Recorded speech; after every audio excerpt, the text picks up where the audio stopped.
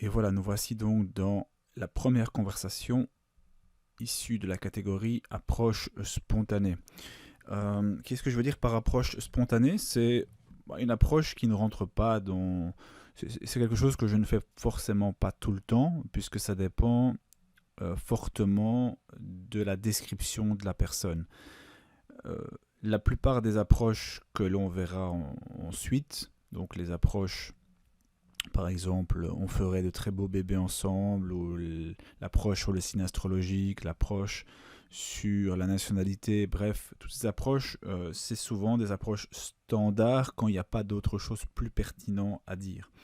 Attention, pas toujours, parfois c'est simplement de la fainéantise, et je sais qu'il y a des scripts qui marchent très bien, donc même si j'ai des éléments plus personnels issus du profil, de la description de la fille, je vais quand même utiliser ces scripts tout faits. Donc ça, c'est vraiment à toi de voir. C'est aussi une question d'inspiration, d'énergie. On n'est pas toujours dans les meilleures conditions. On est parfois un peu fainéant. Donc voilà. Le but, c'est quand même de voir toutes ces approches ensemble, de voir toutes ces phrases. Et à la fin, tu utilises ce que toi, tu as envie. Donc ici, tu vois d'ailleurs, c'est une conversation qui est assez vieille. Parce que bon, il faut savoir que j'ai comme ça, et ça datait déjà de la première version du script. J'avais commencé à répertorier des conversations en ligne et je les ai vraiment mis par catégorie. Et donc quand j'ai dû faire des sélections, parce que j'ai fait des sélections en fonction des langues, parce que comme je te dis, il y a beaucoup d'anglais aussi, puisque je passe beaucoup de temps à l'étranger, et puis même quand je suis en Belgique, tu sais qu'on parle plusieurs langues ici, et il arrive que même avec des compatriotes, je dois parler en anglais parce que soit son français n'est pas assez bon et mon néerlandais n'est pas assez bon, et donc on doit parler anglais. C'est une des bizarreries de notre pays, mais c'est comme ça. Ce qui fait qu'il y a quand même pas mal d'anglais. C'est comme ça, et donc j'ai quand même sélectionné aussi des conversations en français, puisque voilà. Après, on en discute en direct de nouveau, et je mettrai un maximum de... Voilà, s'il y a des phrases très intéressantes en anglais mais qui doivent être traduites, je le ferai dans un document à part. Donc voilà. Comme ça, tu ne devras pas t'ennuyer à traduire tout non plus, sachant qu'il y a des fois, c'est des éléments qui sont pas forcément... Allez, parfois, c'est simplement d'échanges d'informations basiques, donc il n'y a pas besoin non plus de tout traduire. Mais les phrases très intéressantes, je le ferai. Alors, pourquoi est-ce que j'avais commencé avec cette approche? Parce que dans son profil, elle avait mis qu'elle était assez grande et qu'elle donc préférait des hommes de plus d'1,85 m, je pense, parce qu'elle était déjà assez grande. Donc voilà. Et donc, forcément, ayant vu ça, j'ai choisi une approche spontanée en disant je passe le test 1,85 m presque haut la main, voilà, pour rigoler. Elle me répond parfait. Et également, j'ai rajouté cela parce que son profil y faisait également mention. Donc, je le dis, je pense aussi passer le test sans prise de tête, aventurier et spontané, mais pas sûr, à vérifier autour d'un vin ou d'une margarita. Donc, toi, déjà ici, je parle déjà en fait presque déjà d'un rendez-vous. Mais bon, je sais aussi que c'est trop. Par exemple, je sais que c'est beaucoup trop tôt pour proposer vraiment un verre ou un rendez-vous. C'est évident, ça coule de source, mais pour certaines personnes, peut-être pas. Mais tu sais qu'ici, il y a l'approche, puis il y a la transition. Et dans la transition, il faut quand même, quand tu te comportes, enfin, quand tu utilises des phrases d'approche comme celle-ci, il faut un minimum de confort. Donc, il faut échanger un minimum d'informations. Voilà. Et ici, je me suis lancé, et d'ailleurs, c'est pour ça que j'ai utilisé cette conversation, même si elle date, de nouveau, on s'en fout, elle pouvait même dater de 2012, ça n'aurait pas changé grand-chose. Donc, c'est parce que j'avais utilisé quelque chose que j'aime bien, et je le mentionne parce que tu pourrais te retrouver dans une situation où tu aurais envie d'utiliser le même style d'approche. Et donc, qu'est-ce que je lui dis? Je lui dis, écoute, moi aussi, j'ai une série de tests pour toi. Non pas qu'elle ait mentionné que dans son profil que c'était un test, c'est simplement que elle avait mentionné cet élément-là, ces éléments-là plutôt, donc sans prise de tête, aventurier et spontané. Et c'est moi qui ai catégorisé ça comme étant un test. Et donc, j'ai rebondi là-dessus en disant, moi aussi d'ailleurs, j'ai une série de tests pour toi. Voilà, elle me dit dis-moi tout. Et donc là, je me suis lancé avec spontanéité dans plusieurs questions qui m'intéressaient. Donc, je lui pose la première question, ma série de questions tests, c'est est-ce qu'elle passe le test de la taille? Donc voilà, elle me dit je suis plus grande que ça. Voilà. Donc je lui mets un petit V, tu vois, donc ok, check, on a première question. Deuxième chose, le test de la féminité. Donc elle me dit qu'est-ce que tu veux dire par là? Tu ne veux pas un garçon manqué? Elle me dit regarde mon Instagram, à mon avis les photos parlent d'elles-mêmes. Effectivement, elle avait un Instagram où on voyait vraiment cette féminité, des robes, voilà, tu sentais qu'il y avait quelque chose. Moi j'apprécie beaucoup la féminité, je pense que toi aussi. Et donc je savais très bien qu'elle le passait haut la main, mais de nouveau c'est pour le plaisir du jeu. Donc elle me dit regarde mon Instagram, je dis oui c'est vrai, mais j'aimais bien la question, donc je te la pose quand même. 3, regarde, tu remarques déjà encore, même en 2017 déjà, mes enchaînements étaient quasi identiques. C'est pour ça que je te parle vraiment de système constamment. C'est que à force de faire des approches en ligne, tu vas commencer à avoir les mêmes réflexes. D'ailleurs, même ton clavier, d'ailleurs, je te conseille d'utiliser, je vais regarder sur mon téléphone en direct pour être sûr de te donner le bon. Je te conseille d'utiliser, comment il s'appelle encore? Le clavier Swift. Je pense, Swift Key, c'est de Google, je pense. Et pourquoi est-ce que c'est utile?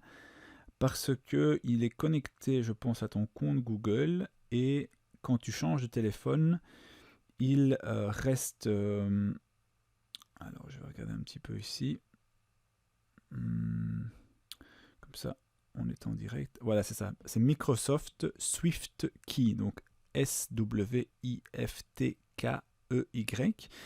Et donc, il est connecté à ton compte Google, je pense. Et donc, tu peux, quand tu changes de téléphone, il se souvient quand même de tes préférences. Et ce qui est très intéressant, c'est qu'il y a cette prédiction des mots en fonction de ton utilisation, également des émoticônes, des emojis. Donc, par exemple, quand moi j'écris sur mon téléphone bière, eh bien la prochaine, il sait que je vais écrire la plupart du temps bière, vin ou margarita. Donc il me propose déjà les mots.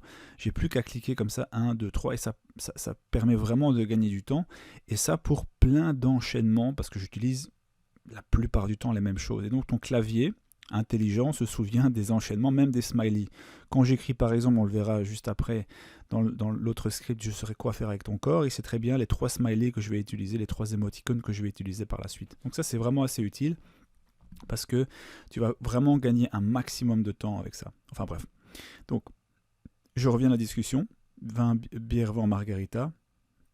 Ça dépend des circonstances précises. J'élimine la bière, bon, c'est trompé, c'est pas grave, directement, mais les deux autres. Et donc je lui dis un peu les circonstances. Donc divan confortable, lumière tamisée, bougie, petite musique lounge en arrière-plan. Voilà, elle me dit vin alors. Et ici, de nouveau, c'est de la spontanéité. C'est dans mon test fait maison. Est-ce que tu es plutôt homme dominant qui prend les devants, qui te fait te sentir femme, ou le gentil garçon qui dit comme tu veux? Je connais aussi la réponse, mais j'ai envie de te l'entendre dire. La première option, bien sûr, j'aime les hommes de caractère, mais il faut quand même qu'ils soient un minimum galants et que ça ne vire pas au macho. Donc là, je lui dis gentleman but rough in the bed, ce qui veut dire un gentleman mais un peu dur au lit. Hein, donc voilà, elle me dit ouais, quelque chose comme ça. Alors ici, ça c'est aussi une question qu'on a abordée dans le module écrit, et tu vas souvent la voir sur la drague en ligne, et je t'ai déjà donné plusieurs possibles de réponses, on en verra d'autres dans les analyses, mais dans le module écrit tu as déjà un script par rapport à ça, mais ici, ce que je raconte, c'est souvent la même chose. Ici, c'était une version un peu différente, mais la forme est parfois différente, mais le fond reste le même. Donc ici, une manière que j'avais à l'époque, mais qui se retrouve encore aujourd'hui, de répondre à cette question, c'est de ne pas rentrer dans une catégorisation. Donc c'est de ne pas rentrer dans « je cherche du fun » ou du sérieux.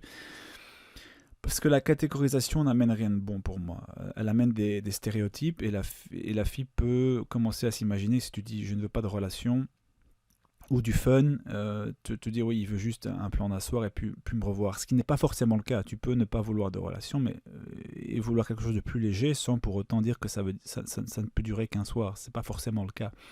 Et donc, ici, je lui disais à l'époque, donc je préfère demander optique romantique ou aventure. Personnellement, malgré mes côtés gentleman, je laisse les relations de côté pour le moment. Si on se rencontre, qu'on se plaît et qu'on s'attire, j'aimerais quelqu'un qui soit aussi spontané que moi. Voilà, c'est une manière de le dire. J'en ai mentionné une autre dans le module écrit, donc dans la version écrite, ou audio, ça dépend ce que tu privilégies. Et donc, ce que je dis aussi ici, c'est la réalité, et c'est vraiment ce que je mets en avant, ce qu'il faut comprendre, c'est que de toute manière, quand une fille me pose la question, ce que je réponds simplement, c'est que tout ceci, c'est de la théorie. Je ne crois pas à la catégorisation, surtout pas via une drague en ligne, d'une relation, parce que c'est pas comme ça que ça se passe, et c'est la réalité. Euh, tu sais pas ce que tu veux, enfin, je veux dire, certaines filles vont te dire oui, mais tu sais quand même plus ou moins ce que tu veux. Oui, je sais plus ou moins ce que je veux, mais la vérité, c'est que tant qu'on n'est pas face à face et qu'on passe pas du temps ensemble, c'est de la masturbation intellectuelle. Donc je préfère comme ça écrire une phrase, certes qui peut sembler bateau, mais pour moi qui est la stricte vérité. Donc en gros, ce que je dis aussi dans d'autres cas, c'est que moi je n'aime pas la catégorisation parce que la plupart du temps ça ne finit jamais comme on avait prévu, et que moi mon objectif c'est de trouver des femmes qui me plaisent, qui me correspondent, avec qui on peut passer, avec qui il y a vraiment une alchimie, on passe du temps ensemble.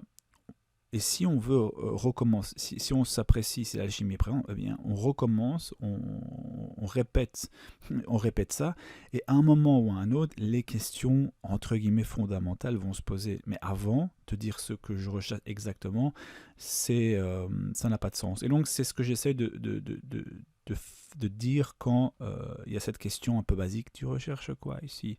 Voilà, mais de nouveau, voici une façon de répondre. Il y en a d'autres dans la version, dans le module théorique, dans le module écrit, et on en verra certainement d'autres.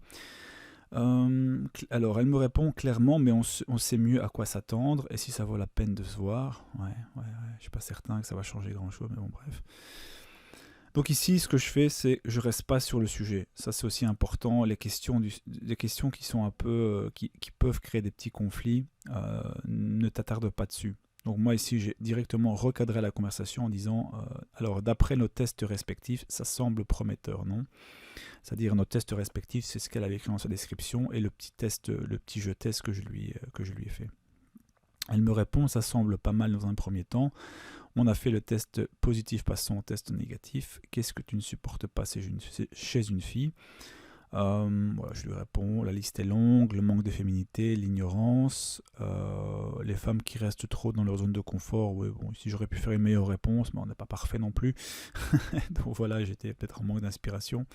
Je lui demande, et toi? Bon voilà, ici, il ne faut pas toujours non plus chercher la complication, parce que ça aussi c'est quelque chose qui sonne assez basique, mais on verra dans des discussions qu'il ne faut pas hésiter s'il y a un sujet qui t'intéresse vraiment. Et d'ailleurs, il faut s'intéresser. Je m'intéresse sincèrement à ce qu'elles font, à ce qu'elles disent. Bien entendu, c'est simplement de poser des questions parce que tu es curieux. Voilà. Ça, c'est un truc que je ne peux pas vraiment scripter puisque ça dépend de toi. Mais si tu es sincèrement intéressé par quelqu'un, tu lui poses des questions. Voilà. Et donc, quand tu as un sujet qui est assez fertile, voilà, il ne faut pas non plus à chaque fois switcher juste pour le plaisir de switcher de conversation, quoi. Et donc, je lui demande, et toi? Elle me répond, donc les hommes trop prétentieux, qui se prennent trop au sérieux, qui ne savent pas se détendre, les hommes incultes, j'ai difficile, et les gars pas dispo. Alors, je suis un peu surpris par pas dispo, donc je me demande ce qu'elle veut dire par là. Qui disparaissent et apparaissent comme des fantômes, d'accord. Voilà, ici, même chose, ça j'aime bien ce genre de réponse. De nouveau, j'évite les sujets qui peuvent prêter un peu trop sérieux, qui peuvent comme ça mener à des débats un peu stériles. Donc par exemple, ici, elle me dit qu'ils disparaissent et apparaissent comme des fantômes. Et donc pour rigoler, je dis que je disparais parfois à l'étranger pour le business, mais qu'elle peut toujours venir me rejoindre, tu vois.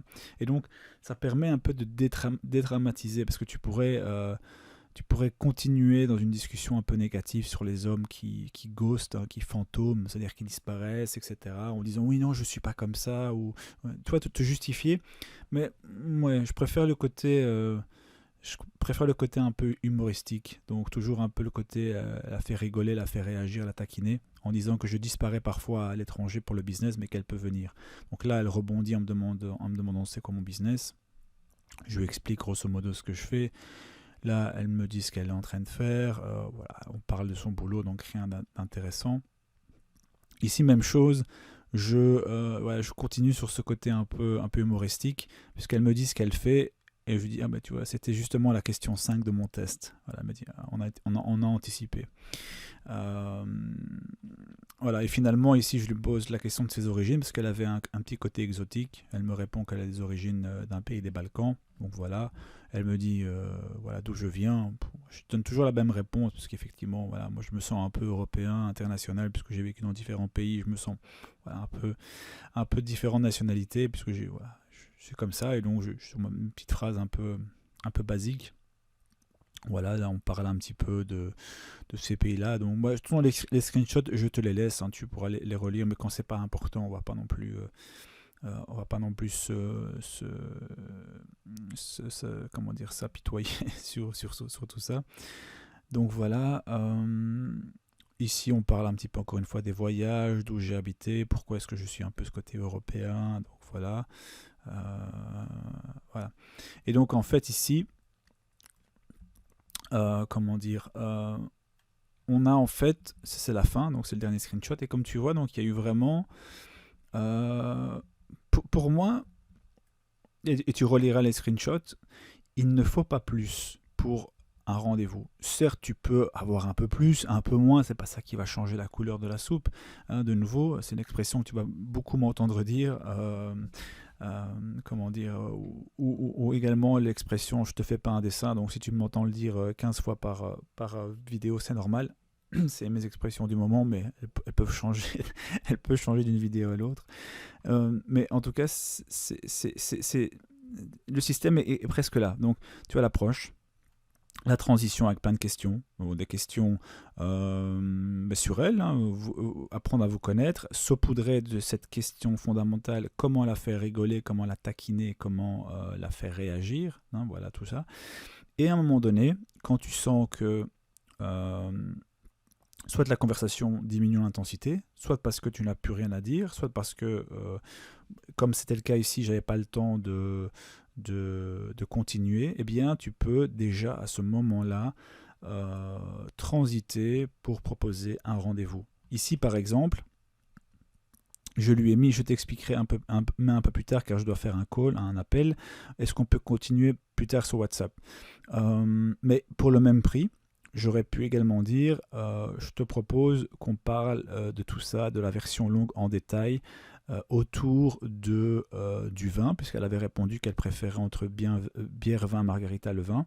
Donc tu aurais pu également déjà là conclure en disant qu'est-ce que tu dirais qu'on parle de cette version de manière plus longue autour d'un verre de vin. D'ailleurs, je ne t'ai pas posé la question, tu es plutôt vin rouge ou vin blanc, et là elle te répond.